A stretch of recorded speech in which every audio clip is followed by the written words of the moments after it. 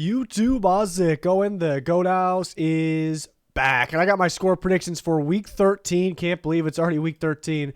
We're going to take a look at the picks against the spread as well, recap all that at the end with all my picks on one page there. But yeah, we got this video every Wednesday afternoon. We have straight up picks with the boys every Tuesday night. That's already up for week 13. We got power rankings, and we got a lot more to come. Cover the offseason as well and the NFL drafts, which is the offseason, I guess. But so join us for all that. Like, subscribe to notifications on. Follow us on Twitter. Links pinned in the comments for that. And our sponsors, GLD Shop, Liquid IV, code GOAT on both those sites. First game, Bills and Patriots. Bills are favored by 3.5. I have them just covering that. Got them winning by 4. The tricky part here is because Deion Dawkins, their left tackle, is out.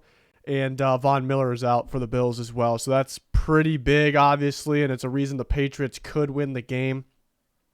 Bills been a little, not themselves lately, even when they win, it feels like. But Patriots, maybe they figured something out on offense last game. Vikings defense has been really struggling, though. I'm just going to trust the Bills offense to make that extra play. I'm going to trust Josh Allen on the ground here in this game and just think they got a little more juice, even though they're missing some guys there. But yeah, maybe Allen's under pressure a lot in a game like this because Deion Dawkins out. But I still think Josh Allen uses his legs and makes those extra plays compared to the Patriots offense there. So 24-20 Bills is what I got. Very close to that spread though. Steelers and Falcons. Steelers are favored by 1. I'm going to take the Steelers, and I'm going to take them by 3. And they play solid defense in this game. TJ Watt should be able to get after Mariota, obviously. And they've been a little sloppy on offense, the Falcons, that is, second half of the year. So they might be able to, the Steelers defense might be able to create some plays. And I do think the Steelers offense is getting better over the second half of the year. So kind of the opposite of the Falcons there. So I think they'll do just enough in this one. So I got them winning 20-17, covering that -1 spread. Packers and Bears. This would be what Justin Fields playing. Is he 100%? That's another question. I'll take the Packers winning by 7. I think they'll get going on the ground again here with this one, kind of like they did when they beat the Cowboys. They kind of got that stunner win. It's because they got that ground game going, and you look at the Bears defense, who's really struggling recently, and they kind of struggled all year, especially against the run. And, you got Aaron Jones, A.J. Dillon, they can have a really good day against this Bears defense. So, and I think Rodgers will do enough as well. So I have the Packers scoring it up a little bit. They scored a lot last week, but doing it again here and winning 30-23 in Chicago. Bears are pretty beat up, even more beat up than they were a week ago, obviously, now with Mooney and Jackson out. Jags and Lions, I got a 1-point squeaker here. The Jags are favored. I'm going to take the Lions by 1. Just going to trust them a little bit more at home. If it was in Jacksonville, I'd probably pick the Jags in a similar type of game/score. I could see, Lawrence had a really good game against the Ravens. I could see having another really good game. We'll see if ETN plays. I could see him having a really good day on the ground, and maybe that's why the Jags win, because they play decent defense as well. The Lions been getting better. They played very well against the Bills. It was the Bills, though. The Bills found a way to win in the end. Lions playing a little bit better on defense as well. So I'm going to trust them. I'm going to trust their offense. I like that they have a kind of a collection of weapons. I think Amon St. Brown has a pretty big game here. 27-26 Lions. That is a toss-up 50-50 game, though. Jets and Vikings. This could be somewhat of a trap game for the Vikings. The matchup almost says Jets because the Jets play very good defense and they can slow down this very solid Vikings offense. And then at the same time, I think the Jets offense can score because that's the reason why they lose when they lose games is because their offense doesn't score. But against the Vikings defense, they can score. So if you look at it that way, Jets have a realistic shot to win. I'm just going to, I could see the Jets, even though they can move the ball against the Vikings defense, I could see them kind of shooting themselves in the foot a little bit because they don't have they have some talent at the receiver position, obviously, but offensive line's beat up, running back position's beat up. Mike White's out there who played well last week, but could see them shooting themselves in the foot a little bit. I think the Vikings offense still makes that extra play because of the talent they have. So I have them. I wouldn't touch that one with it's close to that 3 spread there. 24-20 Vikings is what I have, though. Commanders and Giants. I like the Commanders in this one. It's in New York. The Giants are getting a little healthier here. But Matchup definitely says the Commanders here. I love the way they're playing defense recently. It's been lights out. The Giants' offense has been struggling a little bit, kind of came back down to earth here. So I think the Commanders' defense can make plays on Daniel Jones. They're also solid stopping a run. Usually when the Giants do have offense, it's because they're running the ball pretty well, but the Commanders stop the run very well. And then you got, what do the Commanders do very well in offense? It's to manage the clock and run the football. Those kind of go hand in hand, obviously. And I think they can get both done against the Giants' run defense for sure. So everything kind of sides towards the Commanders besides it being a rival game in New York. But I'll take the Commanders 20-16. Titans and Eagles, I have the upset here. It's 5.5. It's pretty big spread. That almost makes me go Eagles because obviously they're the favorites, but it being 5.5, it's like, man, they really think the Eagles are going to win this game here. Another one where I think the matchup sides with the Titans here. You look at their run game with Derrick Henry, it can really get going against the Eagles' run defense, which was a factor when the Eagles lost to the Commanders, and they were allowing the Texans to run on them a bit as well. And I feel like Jonathan Taylor was running, the Colts were running okay against them, but yeah, I think the Titans could do well on the ground. The Titans are very good at stopping the run. I know Jalen Hurts scrambling, running is a little bit different than, that's a little different style, obviously. So it could be why that's why the Eagles could win this game right there. But the Titans take away kind of their inside runs. Don't let any running backs get going. Make the Eagles throw on them, which they'll throw a little bit on them, of course. But I'm just gonna trust the Titans to make the extra plays on both sides of the ball. I think they should be. This depends on them getting healthy too. I think Ben Jones should be back. We'll see. We're looking at Nico Autry as well.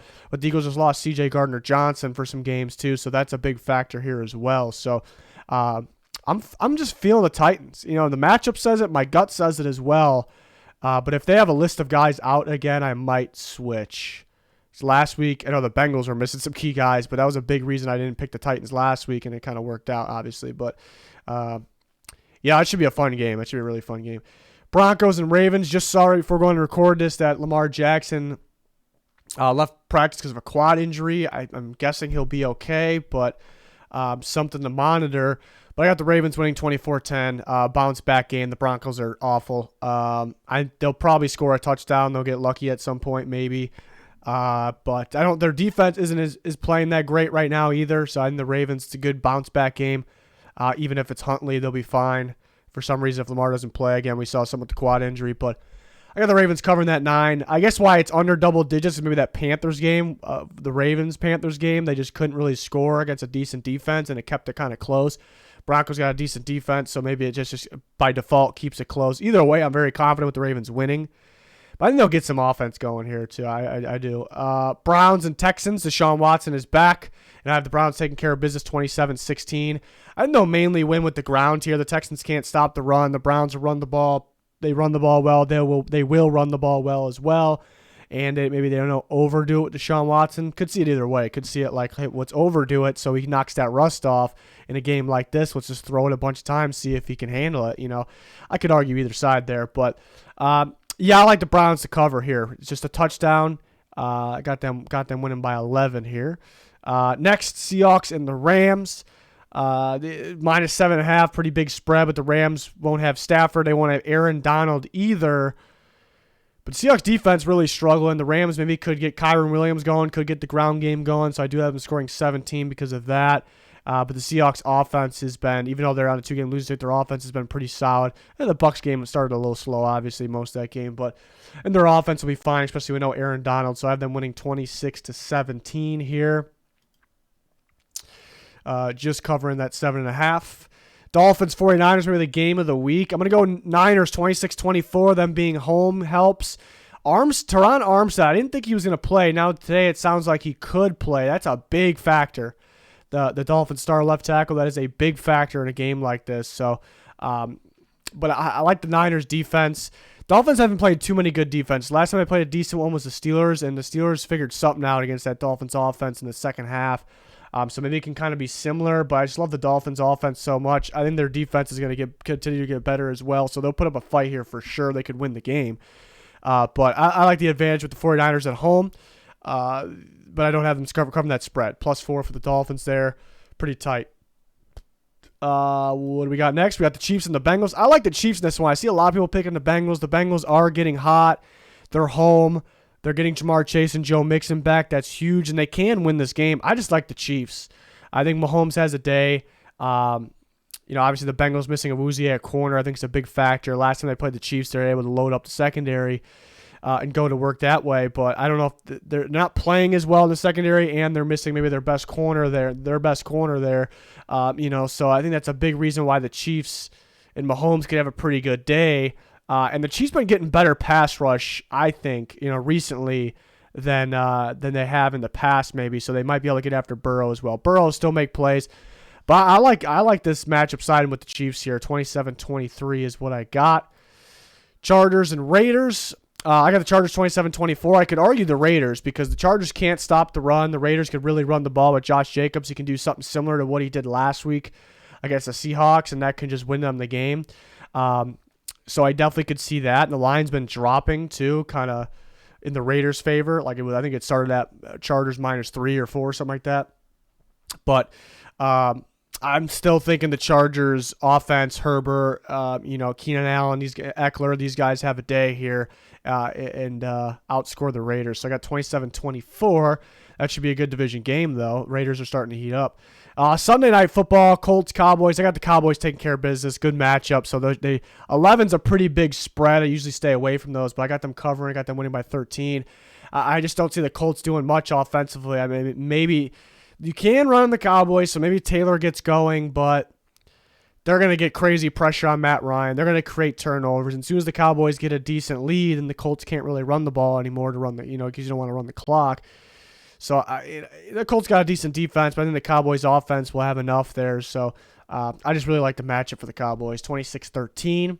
And then the Monday night game, Saints and Bucks. The Saints are underdogs by 3.5, which surprised me a little bit. I know it's prime time in Tampa, but Saints always play really good defense against the Bucks. The Saints defense stepped up last week. They've been playing a little bit better. So I think they can have a really good outing. Remember, Tristan Wirfs is out as well, so I think the pass rush could have a pretty good outing. Again, pass rush has been it wasn't great last week, but it's been better in the second half of the year. Maybe the way it started very underwhelming. So and the Bucks kind of shoot themselves in the foot offensively too with play calls and just getting to third down and making it difficult on themselves. So and the Saints, Saints can score unless they play an elite defense like the Niners, but I mean they scored 27 on the Rams a couple weeks ago. I know they'll get enough on the board here, so I'm going to go with the Saints, mainly because their defense, though, and exposing Tristan Wirfs being out. So 20-17 Saints on Monday night. Then kind of recapping my against the spread picks here. Bills -3.5. I wouldn't really touch it because I was really cutting it close. Steelers -1. I'm cutting it close, but I like the Steelers winning that game, and it's only -1 there. Packers -4.5. I really think they cover that. I think they really go at it on the ground, and that really helps them in this game. Lions, I wouldn't touch that one. Vikings wouldn't touch that one, but I have them -3. Commanders -2.5 is an interesting one. It's in New York, so maybe it's a little scary division game, but Commanders should be able to win by at least a field goal. Titans +5.5 I like a lot. Then they have a decent shot to win the game. If they lose, I would imagine it'd be very, very close. Ravens -9. It's a big spread, and we've seen their offense get shut down in the past, but they should win by more than 10 points.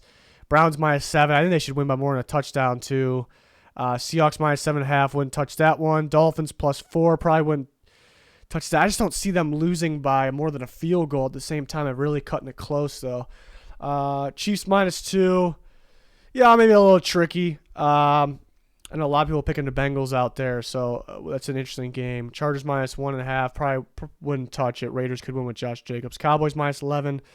Have them covering, but that's such a big spread. Saints +3.5 I like because I think they have a very realistic shot to win the game there. So you could pause that screen if you're still reading through them, but that will wrap it up for our Week 13 picks against spread / score predictions here every Wednesday with these.